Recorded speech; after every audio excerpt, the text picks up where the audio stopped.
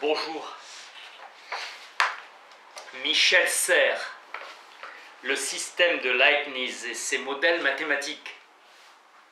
Il est notre prédécesseur. Nos mathématiques naissent avec lui. Il a construit un système, c'est-à-dire un espace.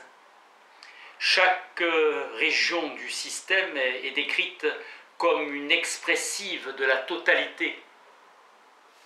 Leibniz se donne toujours, en commençant l'analyse d'un problème, une multiplicité quelconque, une multitude.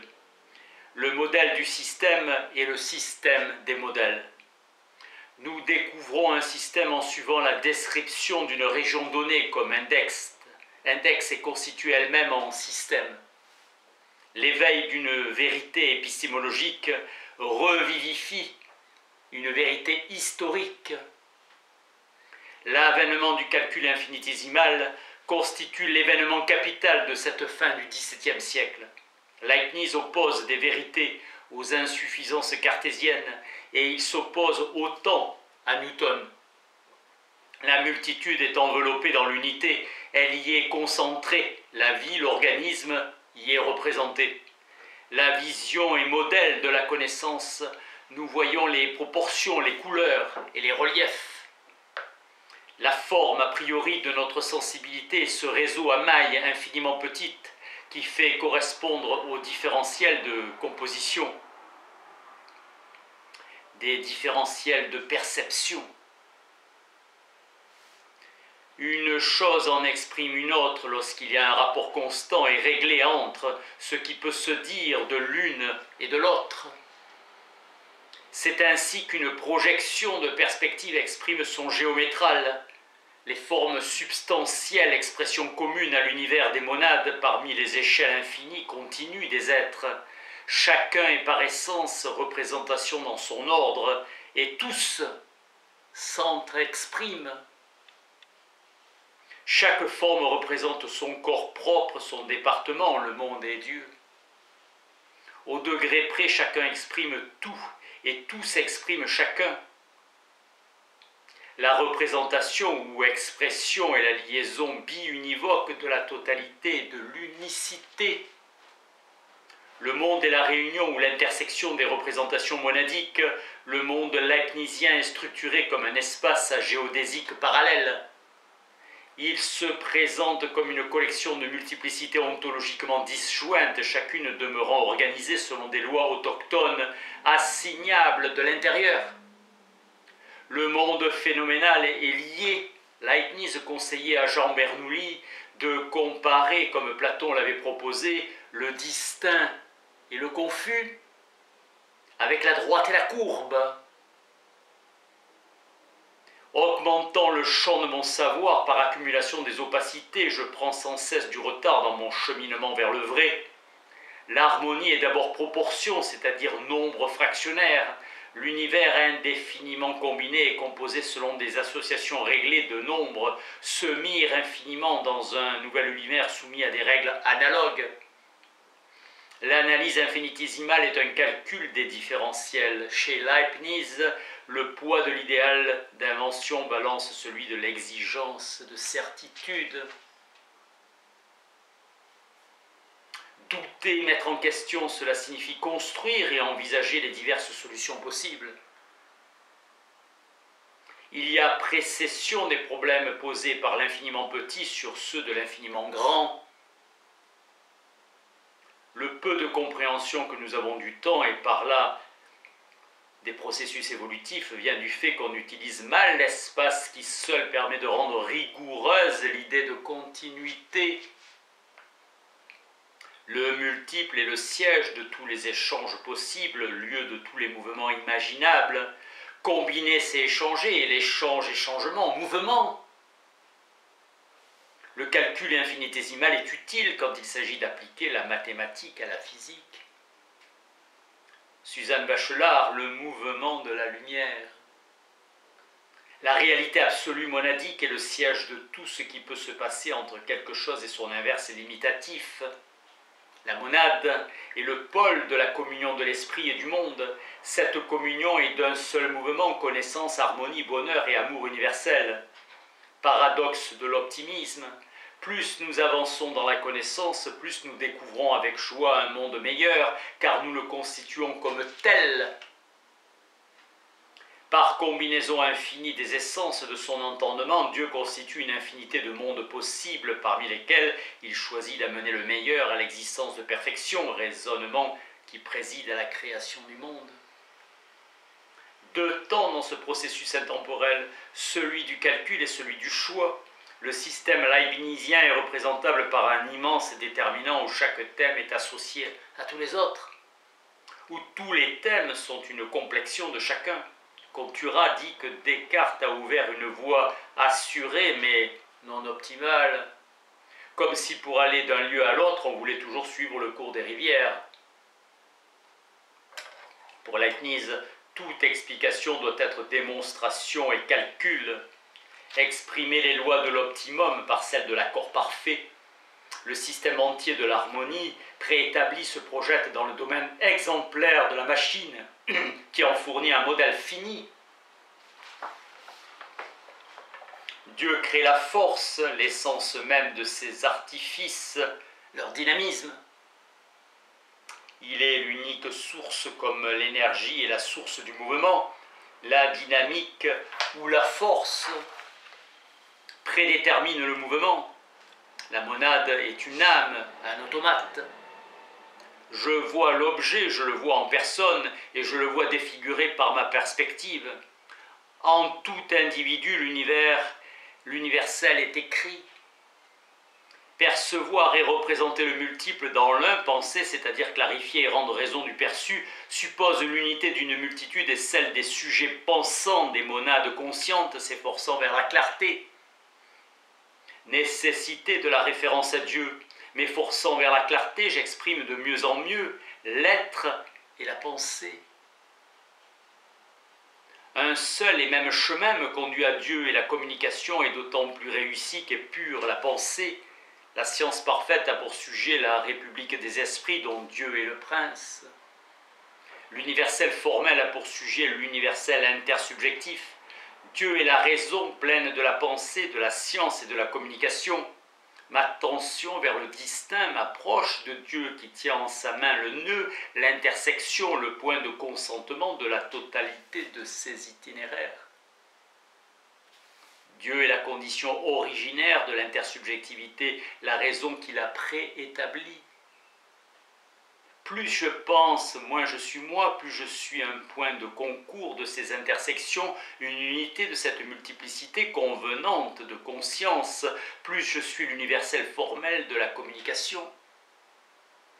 Pensant, je m'adonne à une auto-lecture, je pense donc je suis nous, République des esprits. La philosophie de Leibniz est fondée sur l'identité et la contradiction constituant un système qui adjoint la région du particulier et son rapport à l'universel. Ce qui semblait faire difficulté est en fait condition élémentaire de systématicité. Leibniz est nécessaire ce dont l'opposé implique contradiction et contingent ce qui n'est pas nécessaire. Philosophie fondée sur les notions de nécessité et d'impossibilité, système où il suffit qu'on adjoigne le possible et le contingent.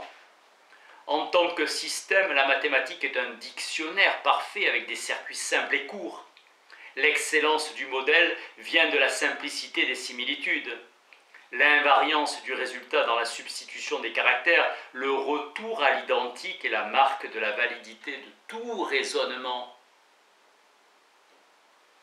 Le réel est éloigné de nous parfois à l'infini, mais il nous reste peut-être, pour être véridique, à constituer le discours qui parle de lui.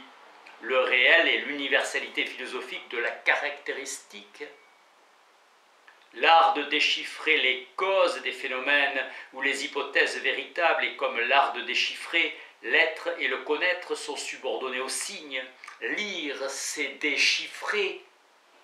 L'individu est le profil de l'universel, Dieu seul est parfaitement libre. Les esprits créés ne le sont qu'à mesure qu'ils sont au-dessus des passions et cette liberté regarde proprement notre entendement.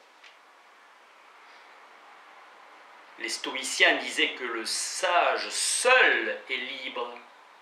L'esprit occupé de passion n'est pas libre, le sage est l'idéal optimal. d'où la loi de vouloir comme il faut. Les esprits créés ne diffèrent de Dieu que de plus à moins, du fini à l'infini. À mesure qu'on descend la chaîne, les êtres expriment de plus en plus le monde, et Dieu de moins en moins. Locke amène l'exemple des anamorphoses, où un tableau regardé dans un miroir cylindrique représente à partir des nuages Jules César. Leibniz dit que le miroir décompose l'apparence confuse comme l'arithmétique clé. Il ajoute, et c'est instructif, que l'anamorphose ressemble à un tas de pierres qui devient distinct si on connaît le nombre de pierres.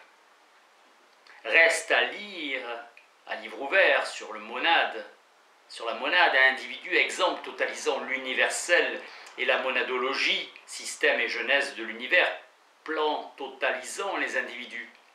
La pensée distincte fait l'être distingué, et plus distingué celui qui implique, intègre, et rend raison de plus de choses jusqu'à Dieu infiniment distingué, distinguant, séparé, impliquant la totalité des choses. Le plus différent est bien celui qui est semblable à tous, dont tous sont le miroir et l'image. Et moins distingué, plus confus, celui qui est impliqué jusqu'à l'emboîtement infini, moins semblable car moins exprimant. L'existence est fonction du degré d'essence. Les vérités de fait sont tributaires du principe de raison suffisante. Le contingent implique son possible selon des chaînes régressives et nécessaires. Pour la créature, l'existence contient l'essence ou possibilité nécessairement essence réciproque et sans réciproque.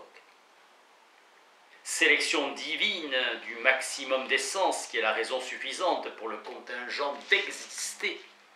Maximum implique borne et limitation qui est le champ du possible des existants. Ôter cette limite et l'infini est contenu par lui-même. Le degré d'action devient la règle et définit la hiérarchie. L'échelle parcourue est celle du bien, de l'être, du connaître et de la force. La monadologie est un discours universel. Dieu est centre partout et circonférence nulle part. Le monde est indestructible, cela signifie qu'il est immortel. Il est immortel en raison de l'infinité en acte, mais pas éternel, car il n'est qu'un agrégat, créé, non substantiel. La loi de l'univers est la loi du système, la loi de l'être de l'univers est la loi du connaître. La révolution copernicienne n'est qu'un paradigme particulier, un modèle restreint de cette recherche générale et abstraite, d'une référence fixe et ponctuelle qui la généralise. Copernic est à l'astronomie ce que la révolution de Thalès est aux mathématiques. Bacon à la physique, Stahl à la chimie, Galilée à la mécanique et Kant à la métaphysique. Pascal cherche à épouvanter le libertin par la vision de l'abîme et le spectacle du néant. La perspective argésienne porte raison des phénomènes de la géométrie. Descartes disait qu'elle appartient à la métaphysique de la géométrie. Chez Leibniz, le point de vue de tous les points de vue est le point à l'infini, hors de l'espace. La véritable religion est le lieu central, la région d'où tout s'explique. Jésus-Christ est le centre du centre, le milieu du milieu, pôle de l'histoire et de l'écriture. Il est prédit et prédisant, il amène son peuple au lieu de repos. Homme et Dieu, point commun à la nature et à la surnature, il est référence universelle. Union, intersection de deux natures. Une formule donne un théorème véritablement universel. L'ambiguïté vient des lettres. Dieu est la substance primitive dont les monades sont les substances dérivatives, dont tout dépend. L'excellence de la mathématique comme index de désignation des diverses strates de l'analyse philosophique s'y dévoile. Les résultats sont toujours visibles sur le modèle. Dans l'émergence d'une idée quelconque, les philosophes choisissent entre plusieurs types d'antériorité ou de primitivité. L'éternité remplace l'histoire. Certitude démontrée selon laquelle il n'y a pas de terme primitif dans une régression infinie vers une origine radicale. Les vérités éternelles sont le point fixe de notre entendement. Or, espace et temps, transcription de l'entendement divin qui les contient comme incréés. Dans le domaine de la contingence, le point origine est un point manquant, la référence première est inaccessible. Leibniz a établi sur l'entendement divin, espace infini des vérités éternelles, nouant le point de vue divin à l'infini.